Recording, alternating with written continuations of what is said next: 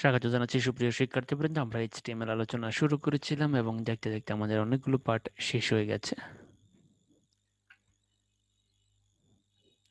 সুপ্রিয় শিক্ষার্থীবৃন্দ, এটি তোমাদের আইসিটির চতুর্থ অধ্যায়। এই অধ্যায়ের নাম হচ্ছে HTML অ্যান্ড ওয়েব ডিজাইন। এটি তোমাদের জন্য অত্যন্ত গুরুত্বপূর্ণ। এই অধ্যায় থেকে প্রত্যেক বছরই কিন্তু সৃজনশীল প্রশ্ন আসে। এই অধ্যায় থেকে এবারও প্রশ্ন থাকবে এবং তোমরা যারা আউটসোর্সিং করতে চাও তাদের জন্য এই অধ্যায় কিন্তু খুবই গুরুত্বপূর্ণ। সুপ্রিয় শিক্ষার্থীবৃন্দ, আমরা কিন্তু এই টেবিল ট্যাগের একদম শেষ পর্যন্ত চলে আসছে। গত কয়েকটি পার্টে আমরা টেবিলের বিভিন্ন স্ট্রাকচার দেখেছিলাম। আজকে আমরা টেবিলের অ্যাট্রিবিউট নিয়ে আলোচনা করব।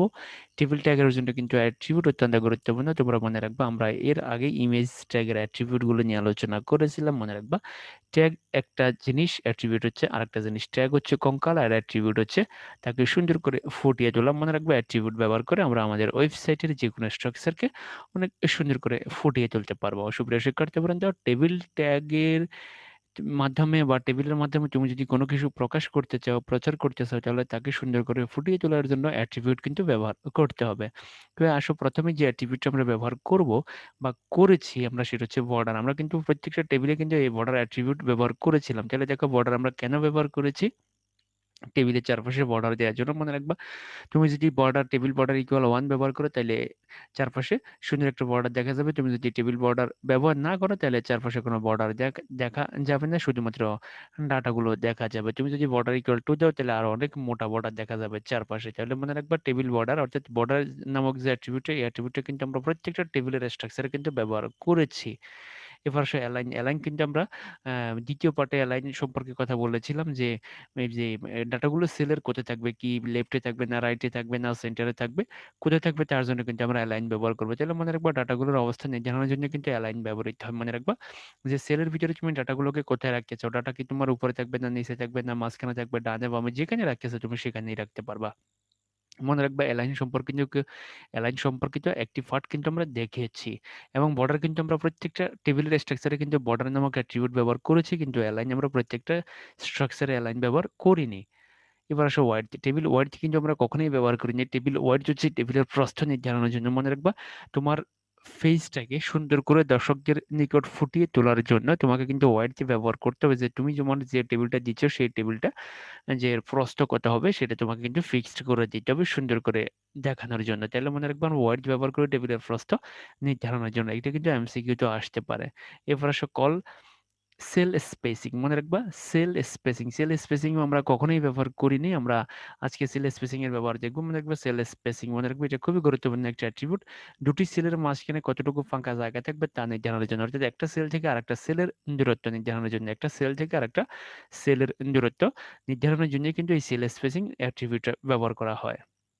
এবার আসো সেলফ ফিডিং। সেলফ ফিডিং হচ্ছে তোমার ডাটা সেল বর্ডার থেকে কত দূরে থাকবে। তোমার ডাটা, এই যে ধরো এটা হচ্ছে বর্ডার, আমরা চারপাশে যে জিনিসটা দেখতেছি এগুলো হচ্ছে বর্ডার। মনে রাখবে, এটা হচ্ছে বর্ডার। তাহলে এই যে তোমার ডাটা বর্ডার থেকে কত দূরে থাকবে, যেমন ধরো এই যে ডাটাটা, ধরো তুমি যদি ধরে নিতে পারো যে এই ডাটা বর্ডার থেকে কত দূরে আছে। দেখো, এই যে ডাটাটা, এই ডাটাটা বর্ডার থেকে কত দূরে আছে। তো এগুলা নির্ধারণের জন্য কিন্তু আমরা সেলফ ফিডিং ব্যবহার করবো। আর সেল স্পেসিং হচ্ছে দুটি সেলের মাঝখানে কতটুকু জায়গা ফাঁকা থাকবে, দুটি সেলের মাঝখানে কতটুকু অর্থাৎ একটা সেল আর একটা সেল থেকে কত দূরে থাকবে, সেটা নির্ধারণের জন্য কিন্তু সেল স্পেসিং ব্যবহার করে। আর সেল, মনে রাখবে, দুটো জিনিস কিন্তু একদম পুরো ভিন্ন। তোমাকে কিন্তু এই দুটো ভালো করে মনে রাখতে হবে। এই দুটো কিন্তু তোমরা গুলিয়ে ফেলো, যে সেল স্পেসিং আর সেল ফিডিং। সেল ফিডিং হচ্ছে ডাটা সেল বর্ডার থেকে কত দূরে থাকবে, আর সেল স্পেসিং হচ্ছে দুটি সেলের মধ্যে কতটুকু দূরত্ব থাকবে, একটা সেল থেকে আরেকটা সেল কত দূরে থাকবে। তাহলে এটি হচ্ছে দুটি সেলের মাঝখানে দূরত্ব, আর এটি হচ্ছে ডাটা সেল থেকে কত দূরে থাকবে। তোমরা এটা কিন্তু ভালো করে খেয়াল রাখবা। ধরো তুমি এই যে ধরো একটা জিনিস নিয়ে আসছো, সেটাকে তুমি ডাইনিং টেবিলে রাখবে। এখন তোমার এই যে ডাইনিং টেবিলের কর্নার থেকে তোমার জিনিসটা কত দূরত্বে আছে, সেটা হচ্ছে সেলফ ফিডিং। আর দুটি টেবিল তুমি রাখতেছো, তোমার ঘরের মধ্যে দুটি টেবিল রাখতেছো, তাহলে এখন দুটো টেবিলের মাঝখানে কতটুকু জায়গা ফাঁকা থাকবে, সেটা হচ্ছে সেল স্পেসিং। মনে রাখবে তুমি এটা ভালো করে।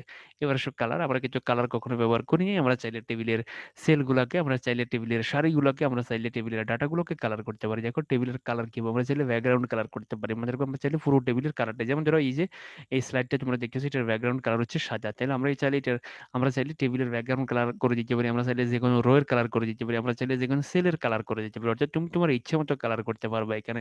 তাহলে এই যে অ্যাট্রিবিউটগুলো, এই অ্যাট্রিবিউটগুলোর মধ্যে আমরা বর্ডার সম্পর্কে প্রত্যেকটা টেবিলে জেনেছি, অ্যালাইন নিয়ে আমরা কথা বলেছি, কিন্তু ওয়াইড সেল স্পেসিং বা সেলফ রিডিং, আমরা হাইট নিয়েও কিন্তু কথা বলি না। মনে রাখবো, হাইট নামক কিন্তু একটা অ্যাট্রিবিউট আছে।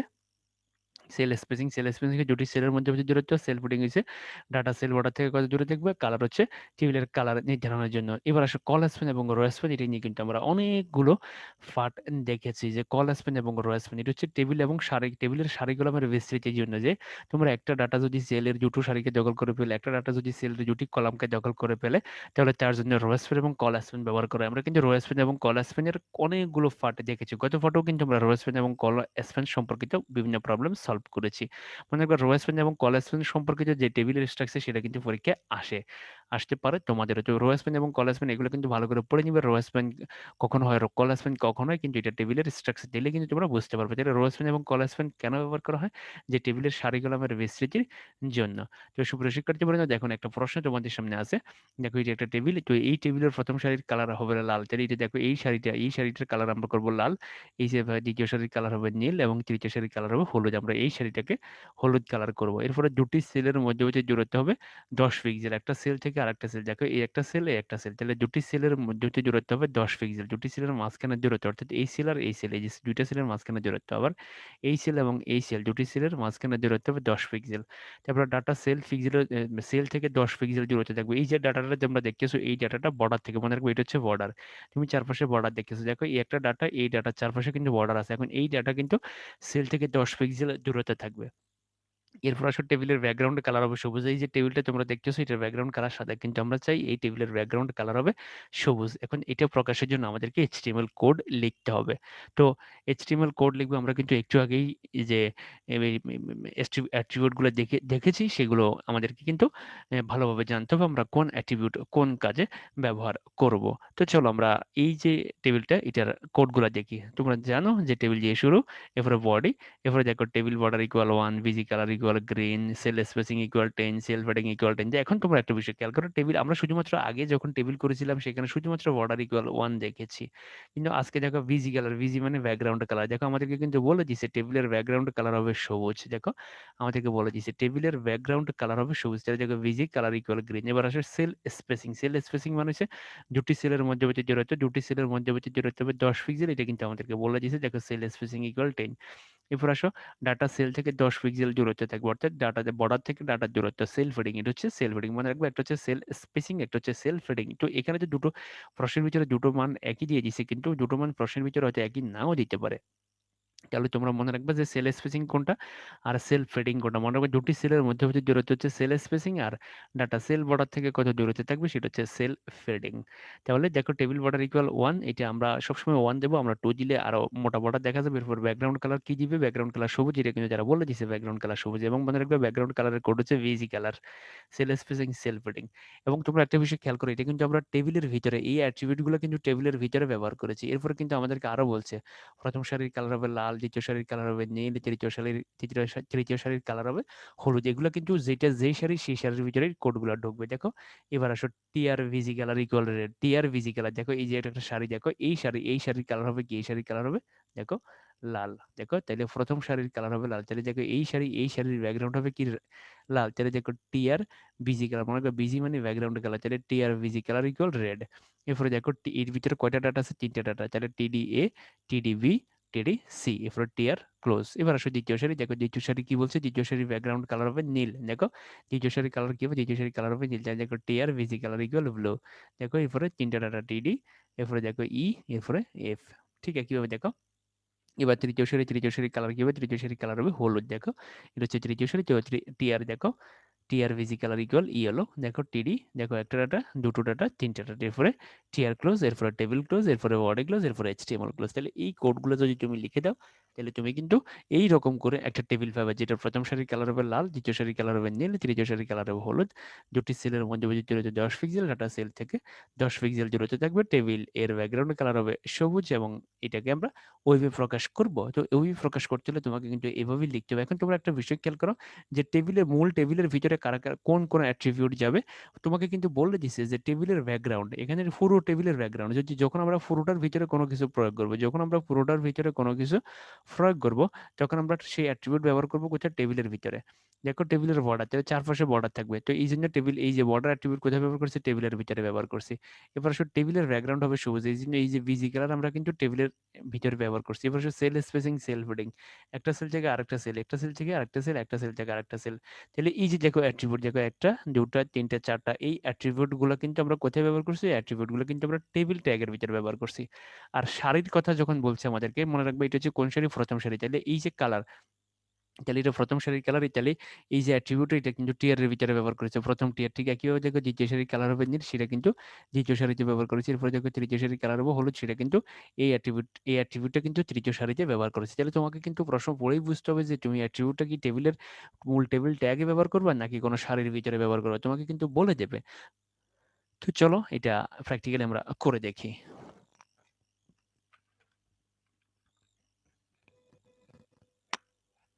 আমরা নোটপ্যাড ওপেন করব। দেখো নোটপ্যাড ওপেন করলাম, তো এটা আমি কপি করে দিয়ে দিই। দেখো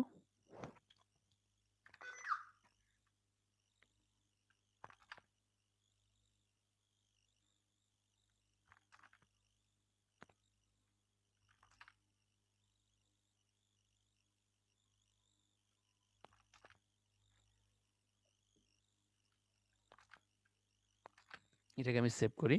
দেখো kk.html ফাইলের নাম দিয়া শীর্ষে .html দিতেই হবে।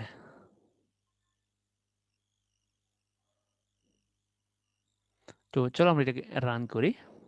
আমরা এটাকে যদি ব্রাউজারে ওপেন করি, দেখো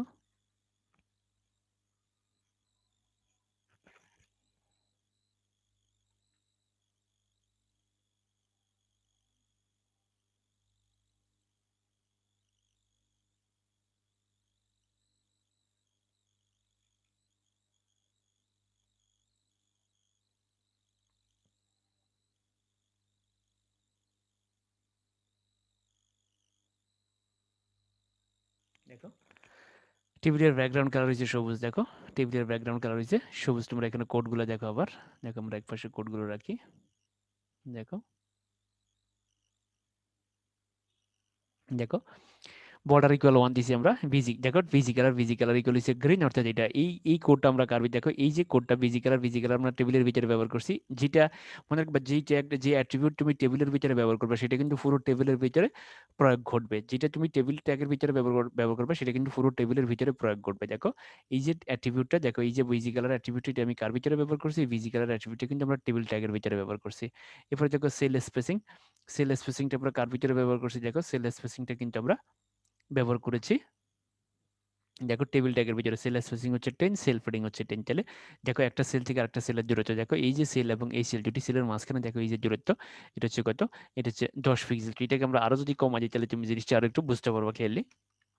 আমরা এটাকে 5 পিক্সেল করে দিলাম। দেখো এটাকে যদি আমরা এখন রিলোড করি, দেখো এই যে দুটো সেলের মাঝখানে ফাঁকা জায়গা কিন্তু আরো কমে গেছে। তাহলে তোমাকে মনে রাখতে হবে যে দুটো সেলের মাঝখানে কতটুকু ফাঁকা জায়গা থাকবে। দেখো এই সেল এবং এই সেল, দুটি সেল কতটুকু দূরত্বে থাকবে। এরপরে সেল ফিডিং হচ্ছে এই যে ডাটাটা, এই ডাটাটা বর্ডার থেকে কতটুকু দূরে থাকবে। দেখো এই ডাটাটা বর্ডার থেকে কত দূরে থাকবে। দেখো এটা হচ্ছে সেল বর্ডার, এই যে এটা আমরা দেখতেছি এটা হচ্ছে cell border. Data cell border থেকে কত দূরত্বে থাকবে সেটা হচ্ছে সেল ফিডিং। তো এখন দেখো সেল ফিডিং, সেল স্পেসিং, এরপর আসো ভিজি কালার। দেখো ভিজি কালার বলে দিচ্ছে টেবিলের ব্যাকগ্রাউন্ড। দেখো এই যে টেবিলটা, এই টেবিলের ব্যাকগ্রাউন্ড কালার হচ্ছে কি? সবুজ। এরপর আসো প্রথম সারি। দেখো প্রথম সারির ভিতরে আমরা ভিজি কালার ইকুয়াল রেড ব্যবহার করি। দেখো এটা হচ্ছে প্রথম সারির জন্য। প্রথম সারি দেখো কালার হচ্ছে লাল। দেখো প্রথম সারির কালার হচ্ছে লাল। দেখো প্রথম সারিতে যে ডাটাগুলো থাকবে সেটা কি হবে? সেটা লাল রঙের হবে। এরপরে দেখো দ্বিতীয় সারিতে যে ডাটাগুলো থাকবে সেটা কি হবে? যেটা সে দেখো দ্বিতীয় সারিটা কোন কালার হয়ে গেছে? দ্বিতীয় সারিটা ব্লু কালার হয়ে গেছে। এরপরে তৃতীয় সারিটা দেখো, তৃতীয় সারিটা ইয়েলো কালার হয়ে গেছে। তুমি যে কালার দিবে সেই কালারই প্রদর্শন করবে। দেখো সেটা হয়ে গেছে। এখন আমরা যদি চাই, আমরা চাইলে এই যে ডাটাটা দেখতেছি, আমরা চাইলে এই যে এখানে ডি দেখতেছি, এখানে ই দেখতেছি, এফ দেখতেছি, আমরা চাইলে এদেরকেও কিন্তু কালার করতে পারবো। তো আমরা কিন্তু ফন্ট কালার এখন আমরা আলোচনা করে নিয়ে মনে রাখবো, আমরা কিন্তু এখন টেবিলের অ্যাট্রিবিউট গুলো নিয়ে আলোচনা করেছি। আমরা চাইলে ফন্টকেও কালার করতে পারবো। তো এই যে দেখো তুমি এখানে এই যে টেবিলের ভিতরে মনে রাখবা, তুমি যদি সম্পূর্ণ টেবিলের ভিতরে কোনো কিছুকে প্রয়োগ করাতে চাও তাহলে তুমি সেই টেবিল ট্যাগের ভিতরে অ্যাট্রিবিউট গুলো লিখে দিবে। যেমন ধরো আমি যদি এখানে 2 দিই বা 5 দিই, দেখো তাহলে কিরকম দেখো তাহলে কিরকম বর্ডার দেখে চারপাশে, দেখো এই যে বর্ডার আরো মোটা হয়ে গেছে, দেখো টেবিলের চারপাশের বর্ডারটা কেমন হয়ে গেছে। দেখো তুমি চাইলে অনেক সুন্দর করতে পারবে, একটা টেবিলের অ্যাট্রিবিউট গুলো ব্যবহার করে তুমি চাইলে তাকে অনেক সুন্দর করতে পারবে। দেখো তুমি যদি অ্যাট্রিবিউট গুলো ব্যবহার না করতে তাহলে টেবিলটা কেমন দেখাচ্ছে, এখন দেখো অ্যাট্রিবিউট গুলো ব্যবহার করার কারণে এই টেবিলটা কত সুন্দর দেখাচ্ছে। তাহলে তোমাকে একটা বিষয় মনে রাখতে হবে, এই যে তুমি ট্যাগ, একটা হচ্ছে ট্যাগ আর একটা হচ্ছে অ্যাট্রিবিউট মনে রাখবা। তোমার ওয়েবসাইটের সুন্দর করে উপস্থাপনার জন্য কিন্তু তো ট্যাগের ভিতরে তোমাকে অ্যাট্রিবিউট ব্যবহার করতে হবে। এখন ধরো আমরা চাইলে ওয়ার্ডস ব্যবহার করতে পারি, এখানে দেখো দেখো আমরা চাইলে টেবিল ওয়ার্ড দিতে পারি 500 বা 200 দিয়ে আমরা, অনেক সময় আমাদের এগুলো করতে হবে, যে টেবিলের ওয়ার্ডটা আমাদেরকে ব্যবহার করতে হবে। তো আমি 200 দিয়ে দেখি তাহলে কি পরিবর্তনটা হয় দেখি। দেখো 200 দিলে এরকম হয়, যখন তোমার অনেক ডাটা থাকবে তখন তুমি ওয়ার্ড দিবে। দেখো আমরা ওয়ার্ড দিয়ে দিলাম, এখন ছিল আমরা অ্যালাইন দিতে পারি, এই যে ডাটাগুলো কোথায় চলে যাবে, ডাটাগুলো সেন্টারে চলে যাবে। দেখো এই টেবিলটা দেখো ওয়ার্ড দেওয়ার কারণে তার প্রস্থ কতটুকু বৃদ্ধি পাইছে। তো তুমি এইভাবে প্রস্থ দৈর্ঘ্য তুমি চাইলে হাইটও দিতে পারো, আমরা চাইলে এখানে হাইটে ব্যবহার করতে পারি। দেখো হাইট,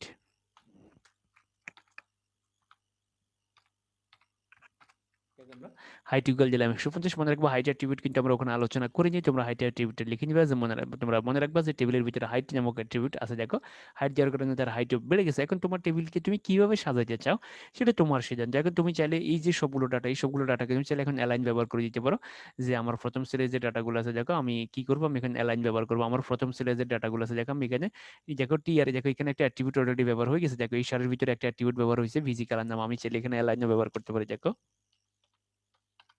অ্যালাইন ইকুয়াল সেন্টার।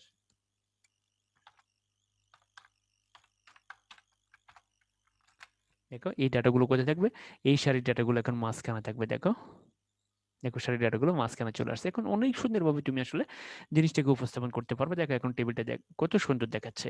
তোমরা এই বিষয়গুলো কিন্তু ভালো করে খেয়াল রাখবে, যে সুন্দর করে এই টেবিলের উপস্থাপনার জন্য কিন্তু আমাদেরকে কাজগুলো করতে হবে। দেখো এই টেবিলটা এখন কত সুন্দর দেখাচ্ছে। দেখো এই যে এটার ব্যাকগ্রাউন্ড কালার লাল, এটার ব্যাকগ্রাউন্ড কালার নীল, এটার ব্যাকগ্রাউন্ড কালার হলুদ এবং বর্ডার কালার হচ্ছে সবুজ, এবং তার চারপাশে আমরা বর্ডার দিয়ে দিয়েছি। টেবিলের চারপাশে বর্ডার হচ্ছে 5 পিক্সেল, এবং এই সেলের ডাটাগুলো কোথায় নিয়ে আসছে, আমরা মাঝখানে নিয়ে আসছি। যাতে তোমাকে মনে রাখতে হবে যে অ্যাট্রিবিউট গুলো আলোচনা করছি, এই অ্যাট্রিবিউট গুলো ব্যবহার করে তুমি জাস্ট সুন্দর করে, তুমি সুন্দর করে দৃষ্টি নন্দন করে দর্শকদের জন্য আকর্ষণীয় করে তুমি যারা ওয়েবসাইটকে ডিজাইন করতে পারবে। কিন্তু তুমি যদি ওয়ার্ড, হাইট, অর্ডার এগুলো ব্যবহার না করে জাস্ট, তাহলে এটা শুধু টেবিল হবে।